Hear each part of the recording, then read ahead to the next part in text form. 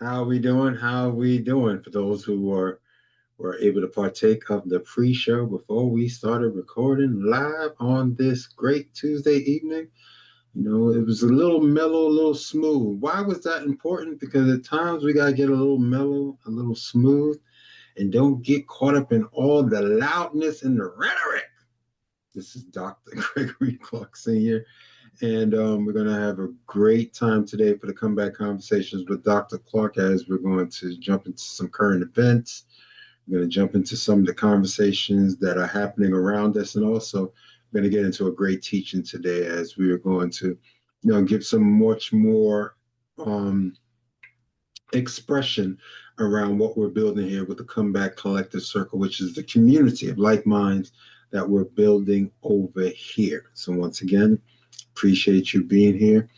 And first off, we see Miss Nicole Johnson's in the building. How is Miss Nicole Johnson?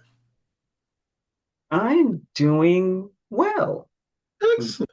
I'm doing well. I'm still kind of sad about the Sunday football result, but otherwise life is Oh my good. goodness. I just all I know is at one point Cheryl dropped Cheryl off because she wanted to stop at the store to shop. And I saw the score. I said, oh. I said, okay. Okay, the Giants are starting to show themselves as they're getting this thing, and not even that against the Denver defense. It was like, okay, okay. And next, by the time she came out the store about 50 minutes later, um, all of a sudden, she's like, the Giants won. I saw people screaming. I said, no, the Giants lost. She was like, They no. almost did. She's like, the Giants won. The Giants won. I said, dear, the Giants lost. She's like, no, stop playing with me. You know I'm not into football like that, but I know better. The Giants won. The people were out there screaming and carrying on. And Giants. They I were said, screaming for a reason. the Giants lost the game. I think it was that was the second game in NFL history out of like 3,267. And if a team is up by 18 points with less than 6 minutes left in the game, it only happened in 2003 with the Colts, and now this year, the Giants to lose a game after being up with that only few minutes left in the game. And I just, It's but like we, Prophet. but, No, as Prophet Brandy says, hmm, almost doesn't count. oh my goodness. Okay. Okay. We going there as long as she knows how to duck and dive from that Monica punch. But anyway, um, we're gonna keep it moving. And that was from back in the day. That's not current. That was back in the day because that goes back all the way. Everyone people don't know about that. You peep out 1998 MTV Music Awards, and you'll understand what I'm saying. So I'm saying old news. It's not new news. They're on tour right now. We're hoping they crisscross the country, make as much money, especially in this environment that's happening. God bless both of them. They're both powerful artists, and that was well, it was a joke, but at the same time, it wasn't being messy. That's just public knowledge. But anyway, let us go to one of our great young ladies from the state of Florida, Miss Carol McIntyre, by way of Brooklyn. How are we doing today, Miss McIntyre? I am doing great. Thanks for asking. How are you? We're doing good. We're doing good. We're maintaining. We are beyond treading water, and we're seeing God's blessings every day when He allows us to open up our eyes. Amen. Amen. He's Yeah. truly faithful. Amen. That's right. That's right. That's right. We have to stay faithful through the process. Amen. So it's wonderful to have you here this evening. And then we're going to go to our Midwestern man who's not too far, Mr. Davis. I know his team didn't really make it to the finals. His team didn't make it to the finals in the WNBA. But right now, they are talking a lot of smack in Indianapolis because of Danny Dimes. Now, all of a sudden, it seems like they found them a little team. They have the number one actually record in the AFC. So we can't even discount that they're walking around with their chests a little high as those winter cold, chill, late fall, chilly days start hitting that Indiana plain. So none other. We give the floor to Mr. Davis. How are we doing, Mr. Davis? I'm doing well. I'm doing well. I'm doing well. But around here, we call him Indiana Jones. Oh, excuse me. Okay. Y'all done renamed the man. Well, he got a Yes, sir. fedora and everything. Got a fedora. Yes, sir. Okay. Well, we can't be mad at it. They 7-1. They've been. Look. You give credit where credit is due. Saquon Barkley leaves my wonderful Giants and go get some ring. I tell you what, man. Now Look at that DC if though. Indianapolis, that was to even occur, I think the New York fans, and probably Nicole can probably co-sign this for me. The New York fans all of us would start to sit there and be like, wait a minute. Okay, coaching matters, I see. Because then we're gonna look back to what happened week 7. We're gonna look at this man, if he somehow takes this team to even somewhere close to the Super Bowl, it's like, okay, yeah, Yep. he was here. He was here. But he's no longer here. As Miss Nicole alluded to, almost doesn't count. He's no longer here. So we can't even hold the That's fact right. of being here. So great to hear your voice. Thank you for joining us. And Yes, without sir. further ado, let me go to the young lady that I choose to make life with. Every day is a day of prayer. Good prayer. Like, as Representative Lewis said, good trouble, good prayer. And keeps me on my toes for over the past 35 years. Just a wonderful space and place to be in. As Escape said, the softest place on earth, none other than Dr. Cheryl Clarke. How are we doing this evening? As I'm getting the head nods already. Let's see. Is she coming up to the surface? Let's see. She come up to the big screen. Come on. Anytime. I don't even know why I speak. I don't. Good evening, everyone. Hello. How are you all? Thank you for joining Dr. Clarke's comeback conversation, because he's going to have a comeback conversation as always. God bless you all. Hi, Prophetess Carol. Hi, Edward, Mark, and Nicole. Thank you so much for joining. Excellent.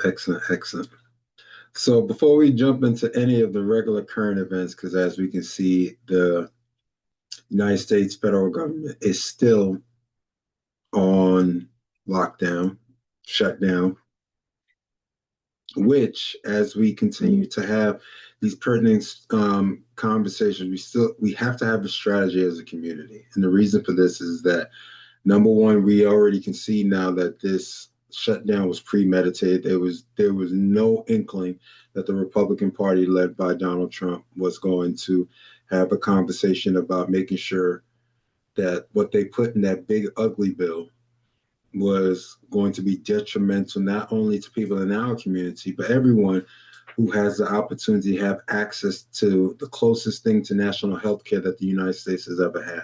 So that's one.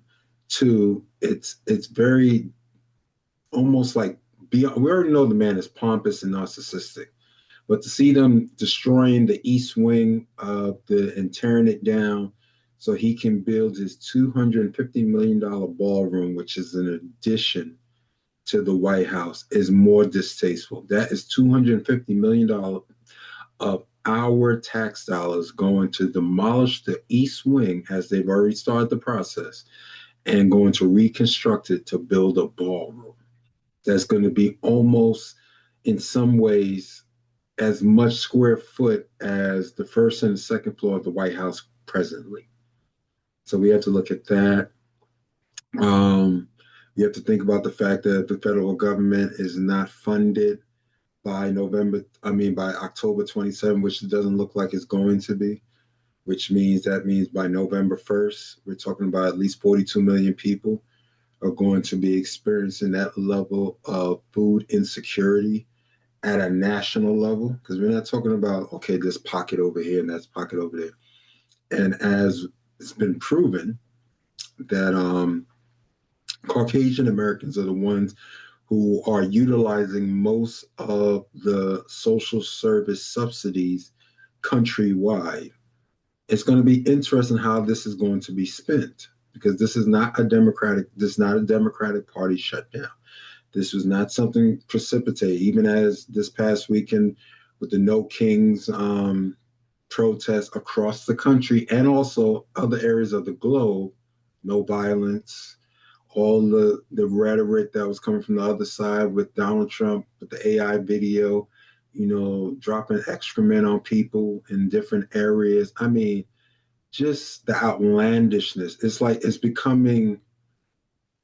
it's almost like you got to say it's a cartoon. It almost reminds me of Family Guy, or not even The Simpsons. Well, Simpsons sometimes is very prophetic, but it just reminds me of Family Guy, where you have to sit there. It's like the little baby's the one running the whole house, running the household or running the country. Think of that household as like the little baby's the one running the household. So we have a little baby right now who's running the country, who's very narcissistic, very petty, and not thinking about people. So before we jump into other spots, any thoughts by anyone in regards to what we're seeing in regards to this continued shutdown, how we need to start to really present some level of strategy for the people that we know that's going to be in those urban areas that are already in food deserts, it's going to be exacerbated, because it's bad enough that in certain areas where people don't really have access to great food choices, now they're not even going to have the assistance to put food on the table. We all know November is a month of, as it's getting colder, the days are getting shorter, and on top of that, it moves us towards the American version of Thanksgiving. So who would like to take the floor first in regards to their respective thoughts about what's going on here in this country, in this United States? Hello? Go ahead, Mr. Davis. The floor is yours. Okay, I think that the Republican Party is overplaying themselves, and it seems like they constantly talk about it's a Democratic shutdown, but there's no way anybody who's reasonable believe that it's a Democratic shutdown. So I think they're overplaying their hand, and they're gonna really feel it this in the next 3 or 4 months. And I'm complete. Thank you for that. Appreciate that. Succinct and to the point.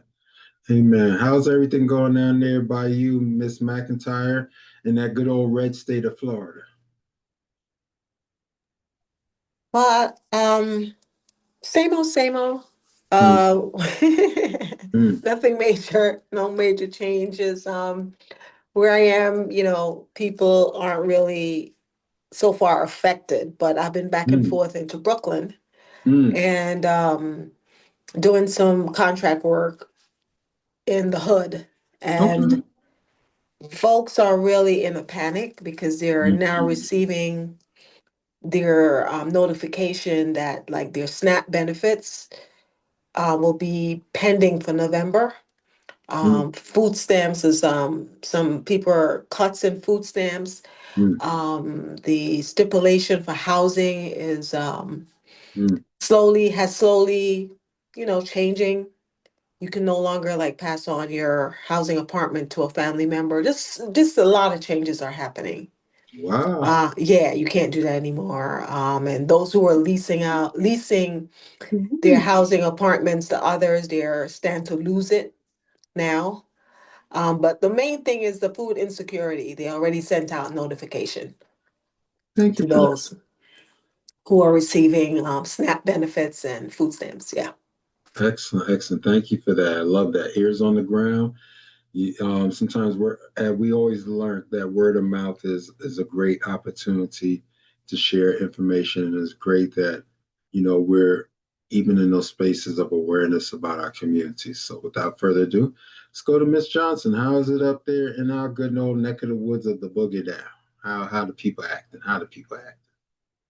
So far, I haven't seen any on the ground reaction of what's going to happen with the SNAP benefits possibly going out. Thankfully, school is still in session, Mm, so children will still have access to, I think, breakfast and lunch. mm, But the part where they shut down the special education funding, mm, that was the most concerning to me because I know that we have some children in our neighborhood. But the thing that I saw yesterday on TikTok was this Tennessee Rehabilitation Center that teaches special needs kids life skills, some physical therapy. That had to shut down. Jesus. And the young adults were living there.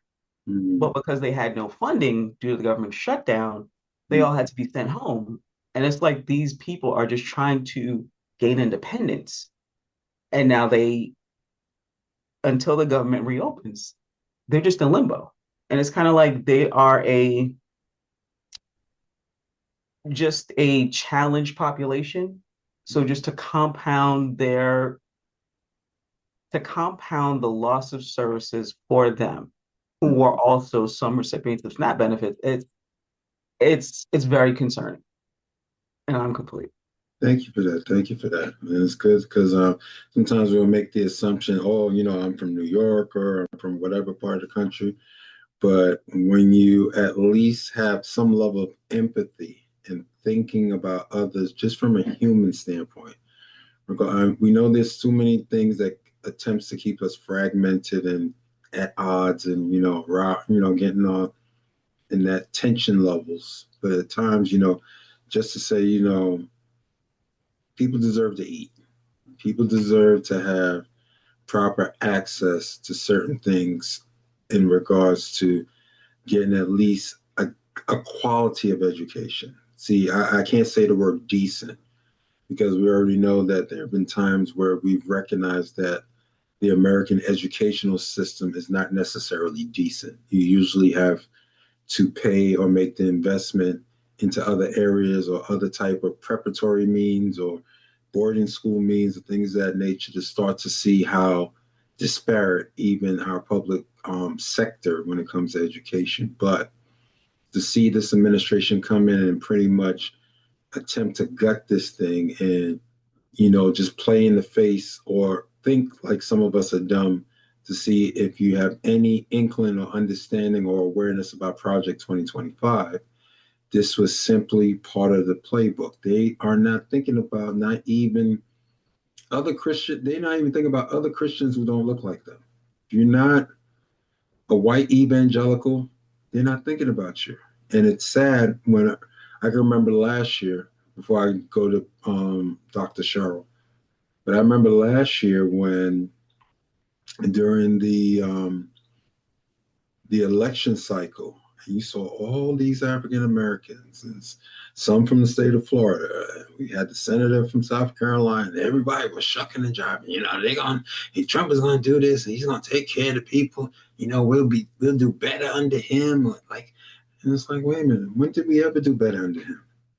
Those of us who are New Yorkers understand that this man was a racist even here while he was still a New York resident, being raised in Queens, in Cambria Heights, and just had that slant of, all the stuff that is public record. So I'm not talking hearsay.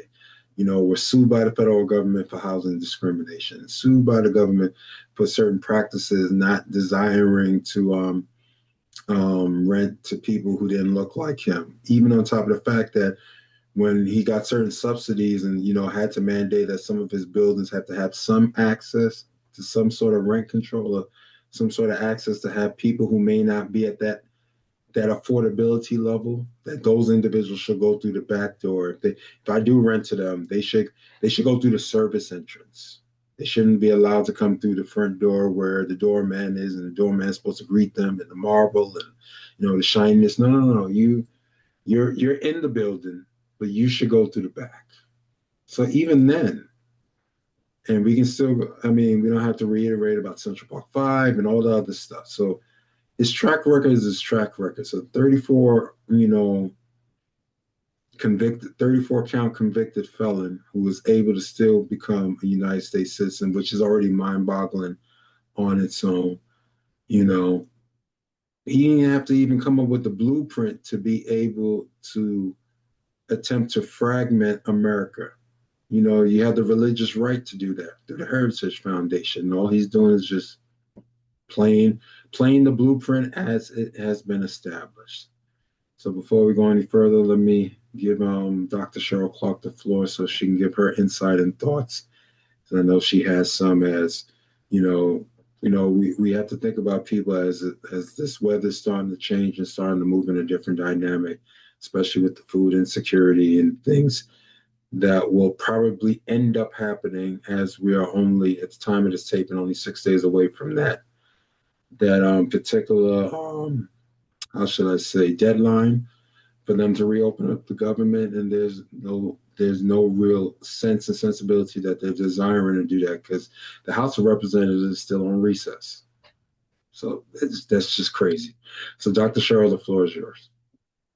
I was just happened to watch television just now, and they just raided downtown Chinatown with the immigrants and just try to get the vendors, and they just I just watched it on Fox News. I just had the TV on, and this is there were mass ICE, and they just raided people. You go home, you go out to make a living, and you come home and you may not come home. So this is a very disheartening, I would say, for a lot of people. I do think that we need to start looking at our backyards. I was looking at something today, and Black women are being, educated Black women, and they told a story about how this Black woman worked in a C-suite. She impeccable skill set. She had impeccable integrity, all of it. She came in one day and they said, "You're gone." She said, "Well, can I pick up my stuff?" She said, "No, we'll send it to you," including her degree on the wall. And she's living in her childhood house with her mother and her son in her childhood bedroom. And she's applying for janitors. She's applying for cook. And this is a C-suite woman, a woman of color. And I'm going to send you that link, Dr. Clarke. I sent it to Nicole. She said that story in there. And I just want us to think about, what can we do? I had a meeting today. I'm in my journal. What can I do? And let's be the solution. We cannot, these families are hurting. What I just turned on the TV and just watched, what I heard that story, they're going to mail her degree and all her personal items to her. And she's applying to be a cook and a janitor to make a living. So I'm going to just leave that. And those are the people that they can't see me. They don't have insurance anymore. So we need to make a way. So that's why I made a book. So maybe they can pick up a $9.99 book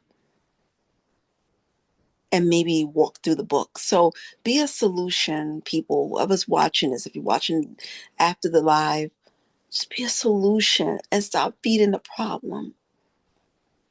Whatever your backyard, I know Dr. Clarke is an educator, whatever he has, whatever you have, like Sister Carol is in healthcare, and she deals with the elderly. That's what she can give the stats about these things. Whatever Nicole has, whatever you have, Mark, whatever it is, I implore you, it's going to get bad before it gets any better.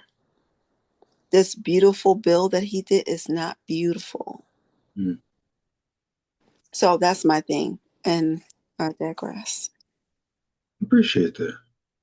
Question for either Doc: what effect do you think this shutdown will have on the midterms? Well, I would say, as we're seeing the attack on what's going on right now in the Supreme Court, even though they're not going to share their decision until late spring, early summer next year. But there's a case now on the docket, which they finish, their arguments and oral arguments in front of the court in regards to there's a part of the Voting Rights Act, Section 2, which mandates that, not necessarily based on race, even though the word race is in that section, but it's not necessarily about race, it's about recognizing how, based upon certain areas and certain states, were unilaterally attempting to make sure that there wasn't representation, that there should be a space to make sure that if there are people of different persuasions, that they at least have an opportunity to have some level of representation.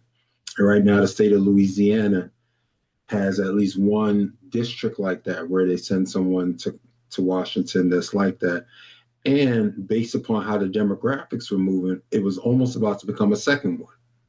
So now the good old GOP down in Louisiana sued, stating that the state of Louisiana can't really reshape the lines or the districts, so that not just only send one person out of the whole state of Louisiana. Wait a minute, you have the potential to send two? No, we got to fight against this. And now it's becoming a benchmark fight, because say if the Supreme Court nullifies Section 2, that means especially the states where that part of the section of the Voting Rights Act was focused upon, and that is the whole southern region of the country.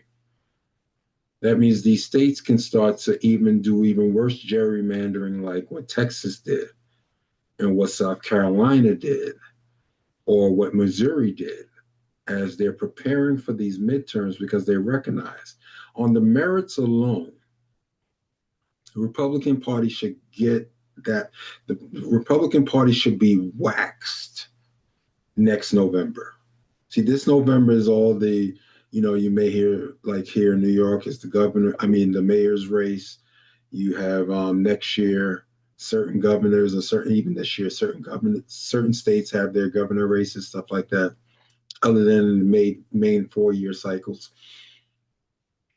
But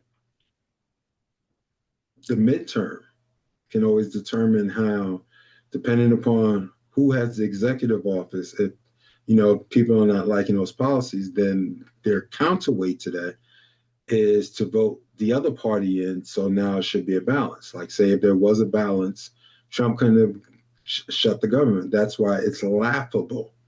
Not laughing at the situation, but it's laughable when you hear people say, oh, this is a Democratic shutdown. If you notice, the Republicans have stopped that viewpoint, because every time they kept saying that, people started wondering, says, wait a minute, how can you say it's the Democratic shutdown when y'all have the Oval, y'all have the Senate, y'all have the House of Representatives, which includes having the Speaker of the House, who's the third highest ranked member of the government, and also you have a right-leaning Supreme Court with 6 conservatives and only 3 liberals. So wait a minute, so pretty much y'all are running or having access to do whatever the hell y'all want to do. But then you have the audacity to think that the American people are dumb to say, oh yeah, the reason why the government shut down October 1st, because Schumer and Jeffries, and we see all the rhetoric and the memes and the AI posts and all other stuff, and you sit there like, I thought there was supposed to be a level of respect that the office, maybe that's what I remember. I mean, there's something about the office. When people used to say the office of the presidency, or the office from a ministerial standpoint, or the office, because you're recognizing you're supposed to be representing beyond yourself. It's not being selfish, but you're supposed to be selfless. You're supposed to be thinking about people. Wait, we're here to govern to make people's lives better, not to enrich ourselves, not to enrich my family, not to give Qatar an access to build an Air Force base in the state of Idaho. Or you're sending billions upon billions of dollars to Argentina when you have farmers here who can't get subsidies. And it's just mind-boggling. You can't even make it up. It's so outlandish. You would say, oh, this must have been a book. This has to be some sort of book. This has to be fiction. This has to be, this would never happen. Not in the United States. Not with people who would at least think about, wait a minute, I won't vote against my own self-interest. But you did that by putting Trump in office. By that big old red wave, and all of y'all down there in the middle of the country, and especially the southern part of the country, and even some of those states like Ohio and Pennsylvania that went red. It's like, oh, yeah, all we care about is that he looks like us, and we wasn't going to have a black woman to run us. And now, as Dr. Cheryl alluded to, those are the people that they're going after even more vehemently through all of these respective cuts and all of these respective actions and all of these. Just is just blatant.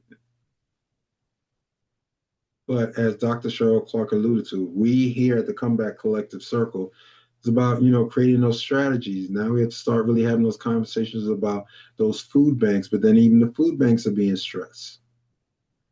Because now, in order for them to get, some of their supplies so they can repurpose that to make sure that people can at least, create something, a meal in their home, those things are being stressed out now. And all of these respective social service programs that assist people across the country. I love the fact when they used to put a black person or a Hispanic person there as a poster child, when the majority of people who use these services are white. And it's like, it just is the blatant discrimination to me, and the blatant racism of it. It's like, wait a minute, why are you not showing their faces? Why are you not showing the Ozarks? Why are you not showing someone from Kentucky or Arkansas, where, all these other areas where, most of these people in these rural spots, that's going to affect not only their ability to get food, but those hospitals that are there to service them, or the clinics that may be there to make sure that they have some access to healthcare. All these things get affected. But y'all voted for this. That's the mind-boggling thing. Y'all as humans voted for this. But as we've learned, sometimes a country gets the type of leader it deserves. But yes, in regards to the midterms, depending on how these Republicans are attempting to try and hedge their bets, if the Republicans somehow can steal 2026, and that's what I'm calling it right now, stealing. They can somehow steal 2026 and still have some sort of status quo of what's going on right now, forget about it. Like when me and Dr. Shaw was at a wonderful banquet, every day I'm thinking closer and closer to go to my county court and to go get my gun permit. Not because I'm fearful, not because I'm running around scared or something's wrong with me. I know how to handle a gun. We won't even talk about that. I know how to handle a gun, but it's like, wait a minute, now I'm thinking differently now. Now it's about, wait a minute, how things are moving. You can't just sit there, because too many people now are feeling too comfortable and emboldened to be expressive, or to be in a space where they think, they're going back to that grade again, where they think that they're better than you. And you're not. You're not better than any of us. So we're going to have those strategies. And part of that, if it means that you're in an area where you can responsibly, support your own Second Amendment right, go do so. It means that you get your training and you know how to handle particular weapon. I'm not telling you go out there and get AK-47s and assault rifles that no one needs. But the right to bear arms, or the right to protect your property, or the right to protect yourself, I am 2,000% in favor for that. And I'm in favor for any people. That's why I'm happy Mr. Davis is on the line, because, I know he is a gunsmith and a man who's a legal gun purveyor. So, when you start to think about that, it's like, this is not about running around, I just got to need a gun. No. This is about a sense and sensibility of protecting yourself. And before I go on, Mr. Davis, you have any words to say about that before we move forward? Yeah, I'm a firm believer in Second Amendment. I'm actually a gun dealer, and I'm in the process of getting my manufacturing license as well. So, and I do training, of course. And I think the Second Amendment is one thing that's keeping, I think everybody should at least be aware of their rights, and be aware of how don't just get a firearm just to have it, but to also train with it as well. because just to have it means it's just going to be in the closet for the next 20 or 30 years. Compare that to being actually needing it. I'm using it in time of need. And I'm complete. Thank you for that, Mr. Davis. So once again, before we get into the teaching, which won't be long, I'm going to open the floor up to Miss Johnson because earlier today, I had an opportunity to be in a conversation which went live on YouTube, and to me it was a space of bringing a possibility about reconciliation, not so much of individuals, but sometimes some of the rhetoric that happens systemically in our Black and Brown communities, and to at least create an atmosphere of possibility where, we have the right to dispel or to push back against certain things that we may hear or experience. But at the same time, we have to recognize, we have others who are looking at us and saying, look at them people over there carrying on, or allegedly carrying on the way that they're carrying on. On top of that, you have to recognize that healthy debate is a good thing. Too many times we think, like, even as we have this platform, as if we're supposed to sit here like everything that we say we have to agree with. No, there's days you've seen Dr. Cheryl push back against me, and it's not so much pushing back against me because she has to be aligned with my thought pattern, the same way at times I may not be aligned with hers. But that actually is good for your brain, because now if you have the ability to allow that frontal cortex to work and you have to process, and you're not being emotional, and you're allowing for logic to work, and maybe looking at something from a different viewpoint or adding some value to what it is that you're delivering, it's actually very stimulative. And so we have to recognize that as a community. There's been too many times that it was about us, shutting up and be quiet, or you just sit in the back of the bus, or you really don't have nothing to add. And it's like, wait a minute, yes we do. Yes we do. So it's not so much I asked her an assignment, but I had, made a request of her, and I would just love to hear her feedback based upon the request that I had asked her, just to, take a look at the live and give me a critique. Give me some critiques. Give me your thoughts. Give me, what went down, because she I respect her opinion, and on top of that, she's in some ways sort of in our boat in some ways, where it's not so much about alignment, but it's recognizing the whole total community.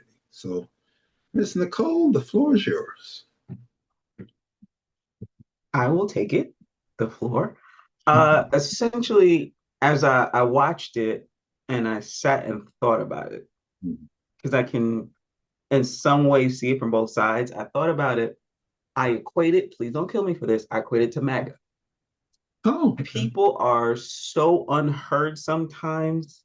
If there's a glimmer of a spark of an opportunity to be heard, you will almost align it with anything. And you'll continue if you start to see it benefiting you in a very narrow way, even if it's 90% bad, but you got that 10% good. So you're feeling heard with that 10%, you're going to drive forth. But if we come to present day, you realize, wait a minute, just having 10% isn't good enough. You do need to sit and think and possibly have a conversation, or possibly examine how important it is to you. So focusing on winning one battle of a 50-year race, is it worth it? So it's all about priorities. Yes, there are positive and negatives to coming together, having conversations. Even if there is no conversation, deciding that our mutual peace is better than a war, let's come to that decision. And I'm complete. Thank you for that. Appreciate that. Appreciate that. Appreciate that. Well, Dr. Cheryl, you have anything to add before we move on?